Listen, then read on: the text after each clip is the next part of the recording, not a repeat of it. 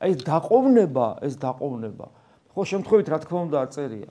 ღმერთი ყოვნის თითქოს, ღმერთი თითქოს გცდის ჩვენს მოთმინების უნარს, ცდის და ჩვენში მოთმინების ამ სათნოებას აყალიბებს და აძლიერებს, იმიტომ რომ ჩვენ ხშირად გვითხოვს ასევე რომ ადამიანები რო იწყებენ ეკლესიურ ცხოვრებას, აი იგავი რო არის თესვარზე, ხო?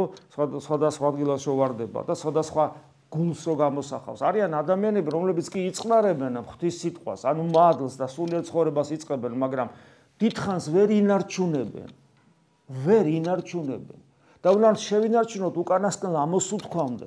ამიტომ ერთის მხრივ დიდხანს სიცოცხლე კარგია, რაც მეტად ახალგაზრდები ხართ, კარგია რომ მეტი სიცოცხლის დრო გაქვთ. ხო, რაც მეტ სიცოცხლე თითქოს კარგია, მაგრამ მეორეს მხრივ რაც დიდხანს ცოცხლობთ, უფრო მეტად უნდა დიდხანს შევინარჩუნოთ, მინიმუმ შევინარჩუნოთ წმენა, მაგრამ შენარჩუნება არ არის საკმარისი, წმენა სჭირდება, წმენა დინამიური პროცესია და იგი ყოველთვის უნდა ვითარდებოდეს.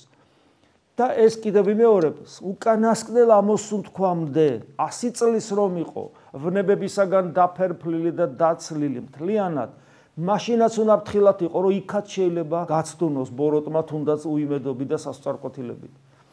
და აი ეს წმენის შენარჩუნებას კიდე ჭირდება ყოველთვის ჩვენი თანამშრომლობა, თანამშრომლობა ღმერთთან და ბრძოლა.